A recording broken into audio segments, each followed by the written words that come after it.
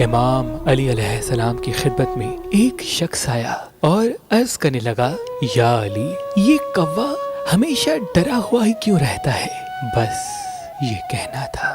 تو امام علی علیہ السلام نے فرمایا، کوا ان پرندوں میں سے ہے جس کو اللہ نے عظیم بہادری عطا کی، لیکن افسوس جب طوفان نوح آیا تو نیک مخلوقات نے اللہ کے نبی نوح نجی اللہ کی کشتی کو نجات کا سہارا بنایا، لیکن جب طوفان تھما تو چاروں طرف صرف پانی ہی پانی تھا۔ تو اللہ کے نبی نوح نے کوے سے کہا کہ تم بہادر ہو، جاؤ دیکھو اگر آس پاس زمین نظر آئے تو آ کے مجھے بتاؤ تاکہ ہم کشتی کا رخ خشکی کی طرف کر دیں۔ کوا اڑتا ہوا گیا اور خشکی دیکھی لیکن واپس نہ آیا۔ تو بس اللہ کے نبی نوح کی زبان سے یہ الفاظ اللہ کی دربار میں پہنچ گئے کہ آج کے بعد جب تک کوا زمین پہ رہے گا ڈر ڈر کے جیے گا، ڈر ڈر کے جیے گا۔ اللہ کے ولی حضرت شاہ شمس تبریز نے فرمایا